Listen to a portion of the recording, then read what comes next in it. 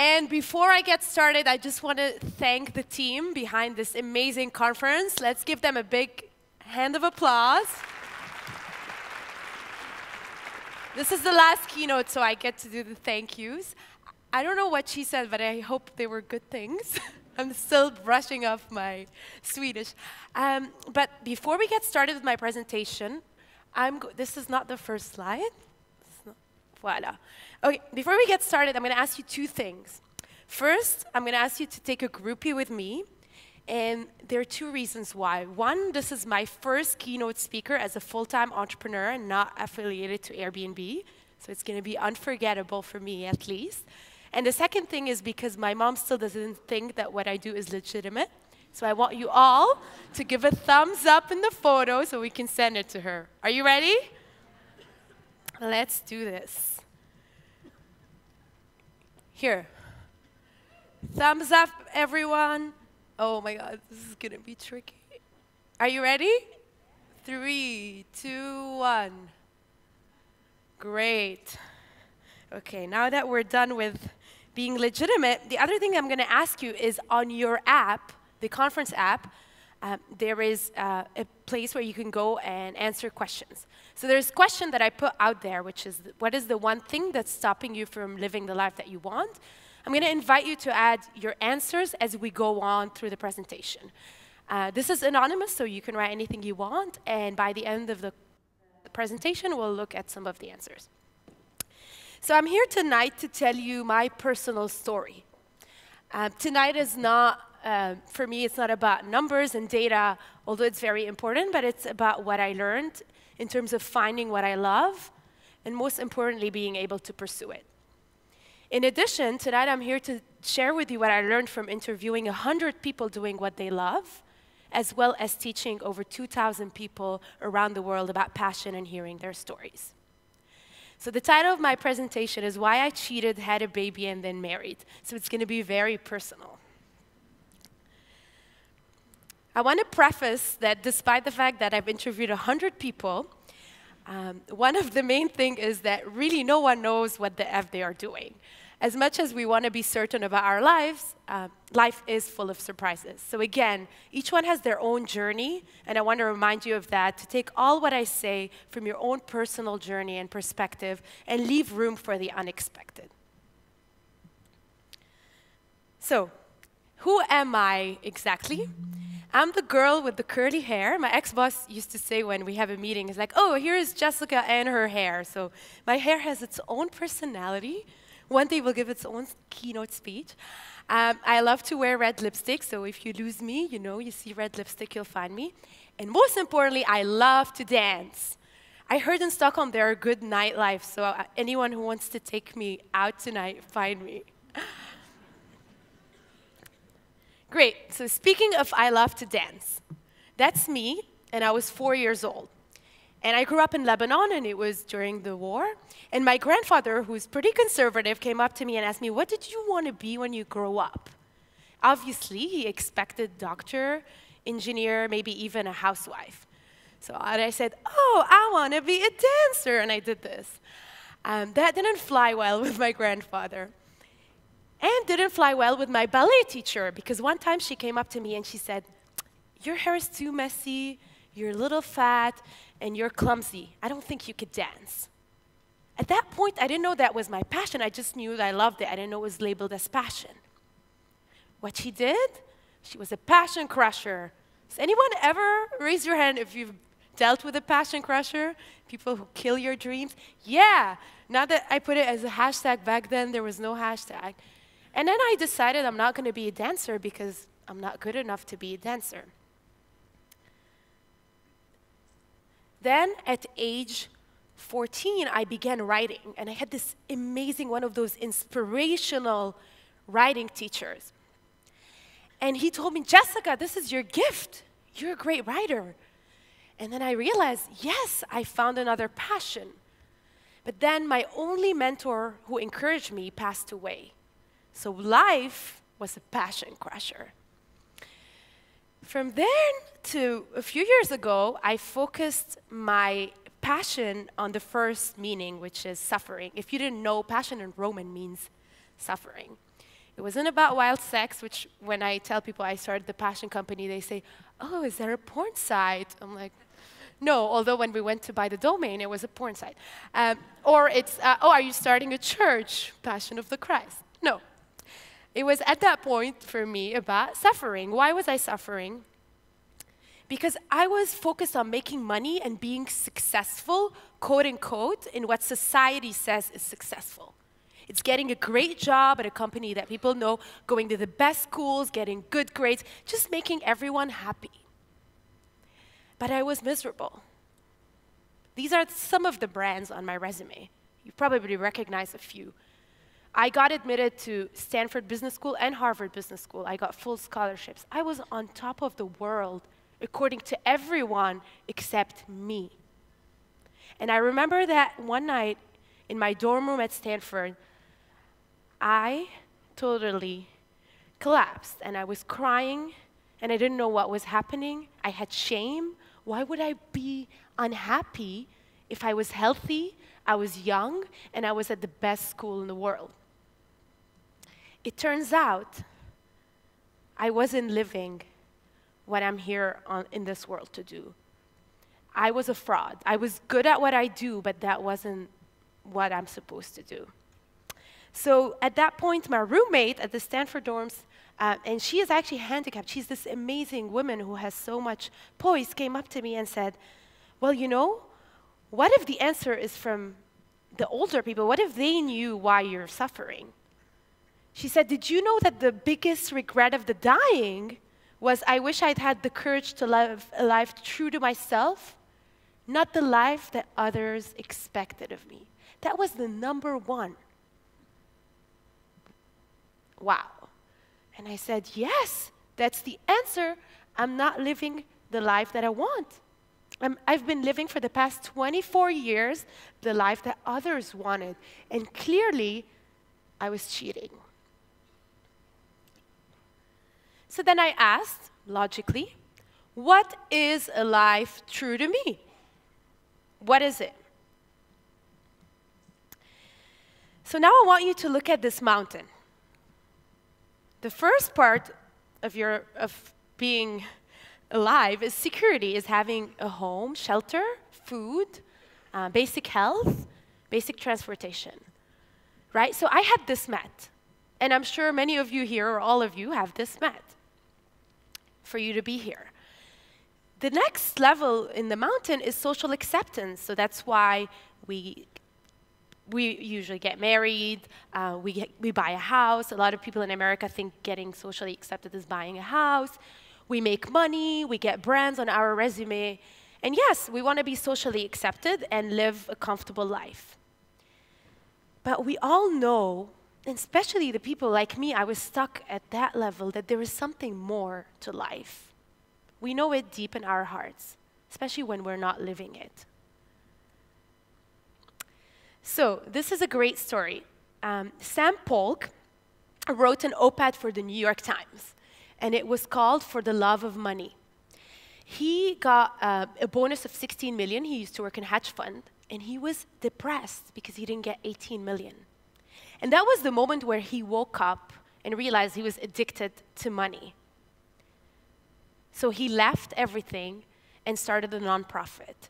So I got to meet him and interview him and hear from him how money was not the answer in no way for him.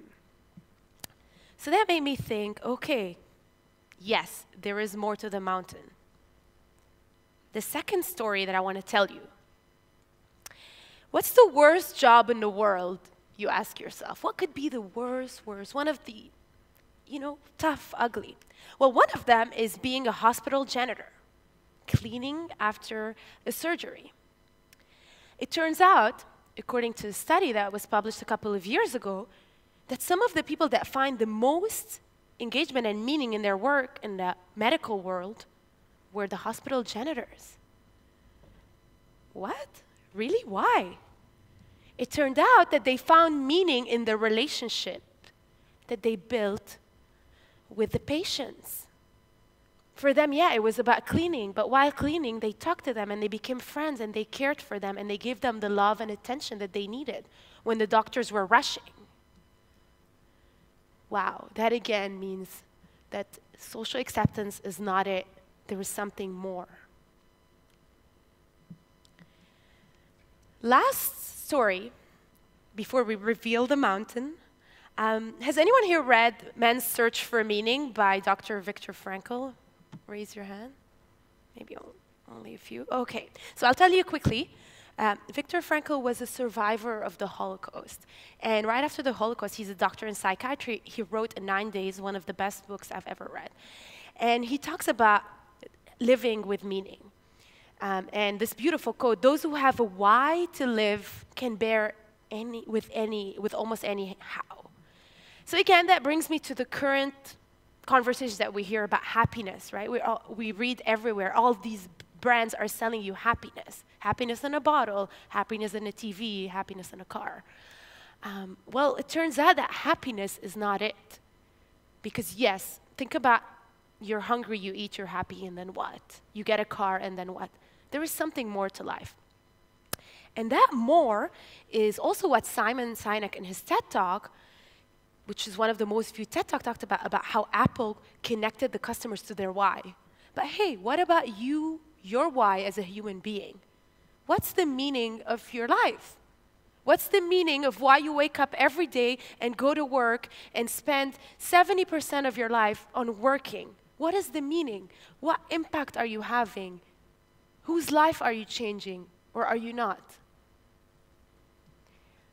And that is what we call meaning. Meaning is living with purpose, is living with something bigger than you. So it turns out that at the top of the mountain, and it's always the hardest to climb to the top of the mountain, is your meaning, is living with your why. And it's sometimes colder up there and harder to stay there. So I want to ask you, and actually ask me, is why, since we all know that there is something on top, why we don't climb, right? Why a lot of us, and 83% of world's workforce are disengaged in their job, right? Why 83% are not going up? Is it because they don't want? Of course not. Everybody wants to have a meaningful life. Everybody wants to make an impact. Well, it's 3 reasons I found. One, we do not know ourselves. So basically, what are our passions is the most asked question I ever get. Like, oh, but where are my passions? The second one is we don't know how to do it on our own. So say, oh, I know that my passion is photography. Then what? Where do I start? What do I do? I'm 28. Do I go to school for photography? Is that too late? I have a family. What do I do? The third problem is we do not know how to fail. We talk a lot about, oh, it's cool to fail. All the companies are encouraging failure. Really? It's BS. I worked at many companies where they say they encourage failure and then you fail and it's a problem. Thank you.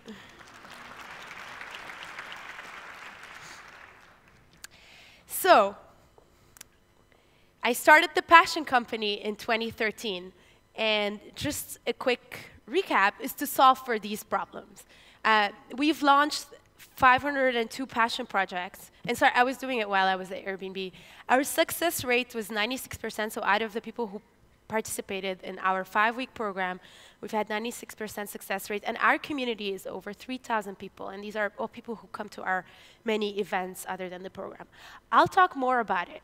But this is what we created in a 5-week, in order to solve for these 3 problems, is helping people connect to their passions and meaning, get them to create, AKA get shit done. Don't just take this test and read this book and go home. Do something and celebrate. We drink a lot of champagne. It's important. So let's start with connect.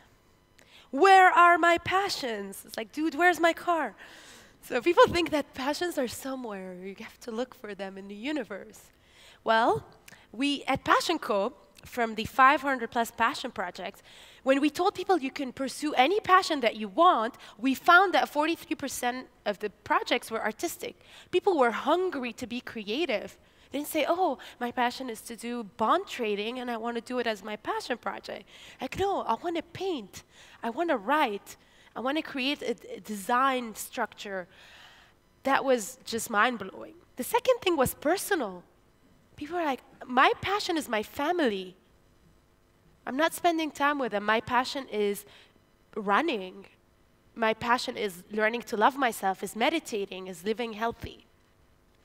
And 21% of them were passion businesses, were people who actually wanted to start new brands, new services. So the number one place to find these passions are your childhood. There was no one to tell you. Maybe there was, but not as much as when you grow older and more responsibility. But were the things that you love doing. So here's an example. Gabby is also someone from our community. She used to love to play the violin when she was a little girl. So what happened? Life happened, started working in sales, and one day picked up the violin and went on the streets of Palo Alto. And then she made more money than in sales and realized, oh, maybe I should be a violinist. And today she is. So again, like, don't go too far. Your passions can be in your childhood, right? Just try to remember. Bucket list, right? What some people call, like, what do you want to do before you die? Trust me, when we ask people in our program, what do you want to do before you die? Boom, 100 things come up. So really ask yourself that. What are the things you want to do? These are important. Maybe some of them don't make money. Who cares? Just find a way to do them. So I just want to take the example of also Kristen Burnham from our program. So what she wanted to do before she died was work with one of the most famous behavioral economists. Anyone? Ariely? Anyways, if not, he's great. And then she was in her job in product. She was working product marketing. And then she wrote him. She said, hey, I want to work for you. That's one of my dreams. And then he said, oh, OK, well, can you help me with this project for free? Fast forward a couple of years, they co-founded Irrational Labs, which is a company that works with Google and all the big companies that help them think about behavioral economics and how they build their products. Big dreams. So this is also, big dreams are important. Like if I ask you now, what's one of your biggest dreams? And you tell me, yeah, that's your passion. That's one of your passions. This is Adam Smiley. His big dream was to be a famous writer and speaker. He finally left his corporate job, started writing, took our program, finished his book, and now his book is the #1 book in career on Amazon, and he travels the world to speak. Last one, it's my favorite, is saying yes to things that scare you. I just love this one because you may stumble upon your passion when you say yes. When you create serendipity in your life and you don't box yourself, you're like, I'm only good at this and this and this. And if someone asks me to do this or this, I say no. I say yes. So this is Michelle, who's actually studying at Hyper Island today, and she used to work in finance, and she said yes to doing a design project on love. And today, she was going to go do her MBA at Stanford, decided not to, and came to Hyper Island to study design. If she didn't say yes, she would be like me, miserable at Stanford. And don't get me wrong, Stanford is not that bad. So now I want you to close your eyes for a second. Close your eyes, don't cheat. And imagine your favorite tree. Just imagine, or a tree that comes to mind. All right. So think about the branches of the tree as all your passions. So the tree can have 100 branches, 50, 20, as many as you want. And then think about the trunk of the tree, right, that connects all the branches. And that's what brings you meaning. And that's your passion tree. Now open your eyes and meet the passion tree.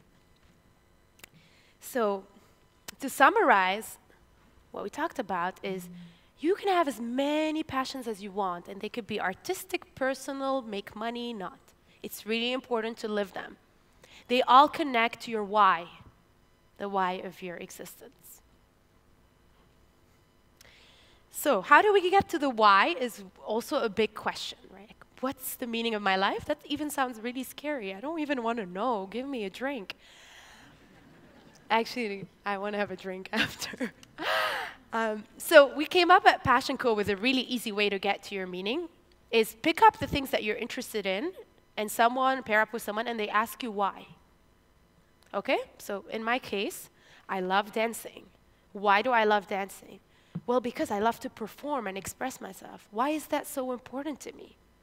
Right? And you keep going and going. So basically, my why is self-expression to inspire others. So whenever I'm expressing myself, even when I was at Airbnb, whenever I had projects where I had to go present, right, talk to people, come up with ideas, I was amazing. Whenever I had projects that involved crunching numbers and sitting behind my desk, I wasn't so amazing. And this is when I knew that I wasn't blaming myself anymore. Oh, I'm terrible, I'm not good enough. I was like, no, that's not what brings me meaning. Obviously, that's not what excites me. And here's some of my passions. Okay, so connect, right? You connect it to your tree. Next, you create. So me being in Silicon Valley was a blessing in many ways because I got to see what startups do. Like all the hot startups, even Airbnb, right? It's called the lean startup.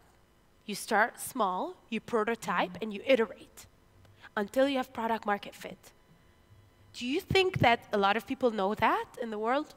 I found out that they don't. A lot of people think, oh, if I want to start a restaurant, I need $200,000, I need 15,000 customers. Man, I'm not going to do it. I'm just going to stay at the job that sucks my life. Well, what I learned from Silicon Valley and what I'm teaching everyone is like, no, you want to do a restaurant? Do a pop-up. Keep testing. Build your community. Figure out what they want. Then go get money. Don't quit your job. And don't be depressed staying in your job but not doing anything. Lean startup is applying it to your passions. Second is design thinking was another thing that I learned at Stanford that also blew up my mind. Again, people come to us like this amazing woman starting an app and wearable to track your sex activity. And so she said, oh, I'm going to work on my deck to fundraise for my app. And I said, wait, can you test your app with no money? Like test your wearable with no money? And she said, no, I just need like an engineer. And what you learn in design thinking is with little money that you have, and I'm sure a lot of you know here in that space, like how can you test it with existing apps and technology to prove that at least there is a need for it? So bringing these two together, we came up with the Passion Project. And the Passion Project is your way to test your passions without quitting your job, without spending all your savings, and without upsetting your family by actually leaving everything and being, as sometimes is dubbed, as irresponsible. So how does it work? Basically, it's a project that's measurable, achievable, tangible, accountable. And you do it in 30 days. A lot of people in the world think that it takes a lot. No, it doesn't. It literally takes working 2 hours a week on something that you care about, having a deadline, right? Having something tangible to show it, and having someone holding you accountable. That is magic. I started the Passion Company as a passion project. I started as a blog called Passion Stories, where I went around while at Airbnb interviewing people who do what they love. Who here loves what they do? Raise your hand. Okay, I would go, wow, so many. What a passionate crowd. I would go and interview you, and I'd be like, hey, dude, how do you make money doing what you love? How do you fail? How did you find your passion? All the questions that I get asked. So I started this blog with no idea of starting the Passion Company. It became popular. So I did a workshop in my apartment. You know how startups in the garage, but I was a little bit classier. I did it in my apartment. And then people started showing up, and it was a one-evening workshop. I'd be like, OK, now do a passion project, because that's what I learned from the interviews, is people all started on the side. And then, funny enough, people won't do anything. Well, funny enough, without accountability. So then the workshop turned into a 2-evening, and today it's a 5-week. Another example of how a passion project can change things for you, this is Juana, who texted me a week ago, telling me she got a job at Banana Republic. Her background was not in fashion at all, right? Nothing, zero. She comes to Fashion Co. and she's like, I'm passionate about fashion. You're like, oh, do a passion project. So what she did is she learned how to sew dresses. That was her passion project. That got her a job. Because when she went to the interview, she had something to talk about, and she's like, dude, I did this. I got my hands dirty in fashion. Another story is Jean. Jean worked at a very hot tech startup, worked in product management, which is something that everybody wants, and was not happy, was really disengaged. She comes to Passion Co. and she reconnects with her passion for painting. She does 10 paintings, and at our big event sells some of them. So I go to interview her, and I'm like, are you going to quit your job and become a painter? Because then I'll feature you on my blog. I was more excited than her. And she says, oh, no. I actually am now so engaged in my job because I feel like my job doesn't define me and my creative side defines me. And I actually told my manager that I want to do more creative role, and now I'm switching to another department. Oh, wow. The passion. If you are doing something that you care about on the side, you're likely to be more engaged in your job. And that's for the people who manage a lot of people, to something to think about. That's one of my favorite projects. So it's called Little Cat Labs, and the premise of it is that 50% of cats are overweight. So David, who's a software engineer, took our program, and one of his passion was cats. The last thing I thought that he's going to come up with a company around that, and he did. So within the 30 days, he launched the first prototype of a scale and an app that measures cats' weight. And now he's going into production, and he already got interviewed by some media in San Francisco. So if anyone cares, you can find me later. I'll connect you to him. If you love cats too, and your cat is overweight, there's 50% chance. Great. So last part of the program is Celebrate. So we have this big event called Shine, which is a demo day, as they call it in the VC world, where people showcase what they created. Some of them get to speak on stage. And that is basically more of a way for you to live, right? You live when you stop and say, oh, I did something, but you also show the world and get them inspired. Great. So we recap. We do not know ourselves. We do not know how to do it. Passion project. The third one is we do not know how to fail, right? So what happened? Doubt kills more dreams than failure ever will. So the problem that comes along the way is that even when you're doing your passion project or not, is that you think you're not good enough. I hear that all the time. I'm not good enough I'm not good at this. I'm going to fail. And that voice is what kills your passions. So there is a book called The War of Art, and he calls the self-doubt is resistance. So anything that comes in the way from living the life that you want, which is the question that we asked. So the top hits are, I do not have enough money. I do not have time. It's too late. I'm too old. Oh, you know, someone else did it. I don't need to do it. You know, there's 5 startups doing the same thing. Drama is like when you're in a very dramatic relationship. It's also resistance. When you're fighting all the time, you don't have time to do anything else. It's your way of fear showing up. I'm not going to go into all of them to prove you wrong, because that would exceed our time. But one thing about money, and I learned from my interviews, is a lot of the people who are doing what they love, they learn to consume less and create more. They revisited their lifestyle, and that's fine. There was a study that shows that if you make more than $65,000, the correlation between your happiness and the money that you make is no longer valid, right? It's not as impactful. And the big one that I wanted to bring up is about age, right? It's too late. Has anyone here been to Burning Man? No? Okay. Great. It's a great 80,000 people festival in the US, and this is the CEO, Marianne Goodell, and is also one of the people I spoke to for my interviews. And she became the CEO in her 40s, and when I asked her what happened, she said she had really random jobs until then. But she said something that was very, very interesting. She said, if I didn't have that random accounting job, that random sales job, I would not be able to be the CEO of Burning Man, right? Because all of these random jobs gave me these skills that today I know why they're important. And these are examples of people who started their careers later in companies. Did you know that Harrison Ford was a carpenter up until his 40s? Full-time carpenter? Or the KFC founder started in his 60s. So the too late argument also doesn't work. Right, so we know that we have doubt, and we know that it's all self-doubt. So how do we combat self-doubt? Is the last thing I want to talk to you about tonight. So as you see, this is my mother, the one with the yellow hair. Well, it should be blonde hair. So the reason why I bring up my mother is because we all need accountability, right? We can't do it on our own. We all need a mom. We're used to, when we're young, mom, do this, do that, the teacher, do this, do that. Even your boss, that's why we have bosses, right? So if I say today I want to write a book and I don't write it, who cares, right? If I tell my boss, oh, I'm not going to do the assignment you gave me, well, I'm going to get fired, right? So how do you create the accountability for you so you can actually do the things that you want to do? So I married myself to hold myself accountable and commit to myself.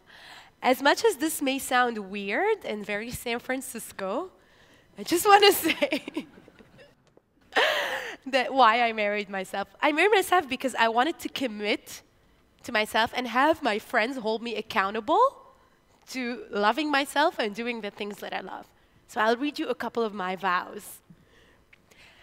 I promise to honor your dreams because through them, the world will shine brighter. I promise to be there for you throughout your challenges and forgive you again and again, right? So I made these promises in front of my friends. So whenever I'm doubting myself, being hard on myself, they're like, oh, you're married. Well, there was a downside for this because nobody was setting me up anymore. So they're like, oh, you're already married. I'm like, no, that doesn't mean if I married myself, I can't date anymore. So just a disclaimer, you can always set me up. I'm running late. Okay, I'm running late. So the last thing I want to say is the redwood story. So basically the redwoods, as you know, they're some of the tallest trees, yet they have the shallowest roots. And you know why? Because they're interconnected, and they support each other. They can only grow together. So that's what community is for. At the bottom of your passion tree is community. And it's people who are going to hold you accountable to do what you need to do. And that's why in the passion program we have the passion partner concept, that you hold each other accountable. Okay, I'm almost done, but this is important. Okay. Also, I'm the last one. Okay. All right. You guys having fun? Okay. Thank you. All right. So, one of my favorite quotes.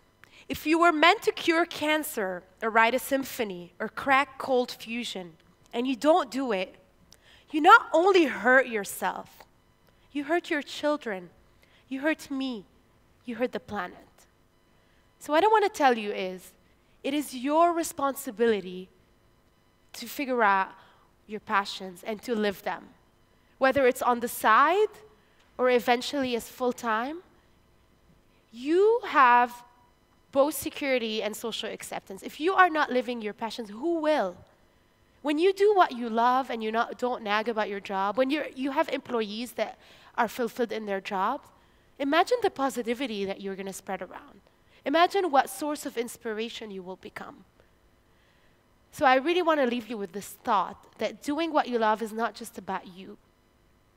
It's about me, and it's about the planet. So climb that mountain, guys. Thank you.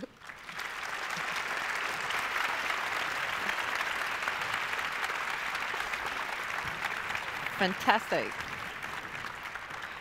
Okay. Fantastic. Did you want to follow up on Yeah, let's look at what came up in the app. Can we make that happen, Frederick?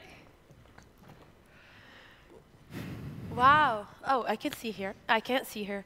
I look like this. Everything too comfortable. I don't know what I want. Yes, come find me, whoever wrote that. Culture, lack of time. We can talk about that too. Social pressure? Yeah. Too many passion crushers? Fear. Yeah, we're going to crush them all. Right? Laziness? Economic risk? That's amazing. All the factors that you mentioned in your top 5, right? Exactly. Money. Money, courage, my doubts about myself, Yep. parents. Oh, let's not start. Oh, hi, Mom. And so if any one of you end up doing a passion project, get inspired, email me, and I'm happy to feature you on our blog, feature your passion project. So is that an incentive? I think so. Okay. Thank you so much. Thank you, Jessica. Thank you. Okay, I'm going to get